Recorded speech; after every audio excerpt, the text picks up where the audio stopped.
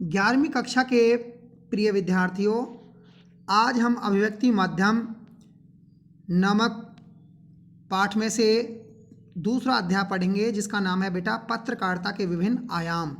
तो इसमें पहला प्रश्न बन रहा बेटा, पत्रकारिता से क्या अभिप्राय है, अर्थात पत्रकारिता से आप क्या समझते हैं। तो इसके बारे में बेटा हमने यहाँ निशान लगा रखा है कि जिन जिन की परिभाषा जिस प्रकार हैं वो आपको याद करनी है।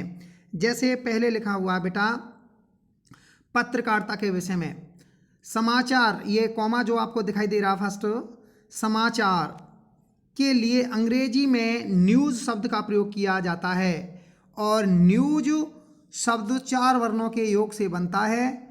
न से नॉर्थ, उत्तर, ई से ईस्ट, पूर्व, वी से वेस्ट पश्चिम और एस से साउथ दक्षिण। इस प्रकार न्यूज का अभिप्राय है पूर्व, पश्चिम, उत्तर और दक्षिण अर्थात चारों ओर से मिलने वाले समाचार।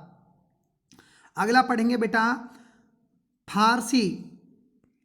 फारसी भाषा में समाचार के लिए खबर शब्द का प्रयोग किया जाता है और समाचार पत्र के लिए अखबार शब्द प्रयुक्त होता है। वस्तुतः फारसी शब्द खबर समाचार का बहुवचन है। इस प्रकार अखबार शब्द का अर्थ है विभिन्न समाचारों को प्रकाशित करने का आधार।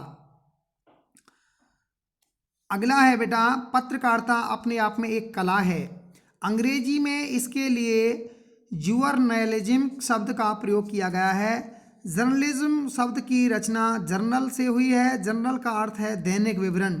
हिंदी के जर्नल के लिए पत्रिका शब्द का प्रयोग किया है। इसे मैगजीन भी कहा जाता है। अब ये परिभाषा दे रखी है बेटे, जिन पर मैंने यहाँ टिक लगा रखी है। डॉक्टर नरेश मिश्र ने दी है, इधर डॉक्टर रामचंद्र वर्मा जी की और इधर महात्मा गांधी की।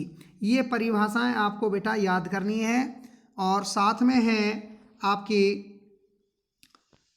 आगे श्री सी जी मुलर और श्री मैथ्यू आर्नल्ड, इनके द्वारा दी गई परिभाषा भी आपको याद करनी है और अपनी कॉपी में लिखनी है।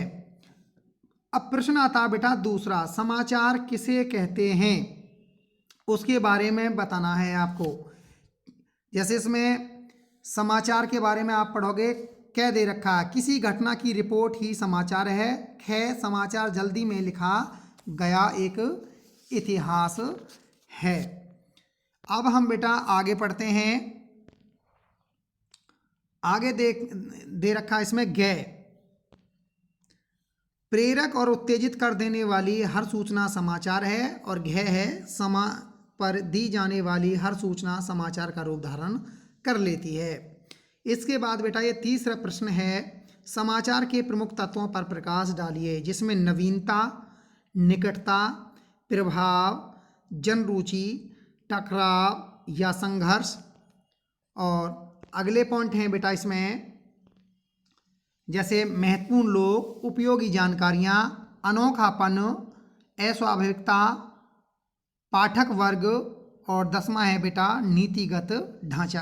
तो ये आपको पॉइंटों में ही बेटे अपनी कॉपी में लिखने हैं और ये याद करने हैं। ये आपका हिंदी का काम है।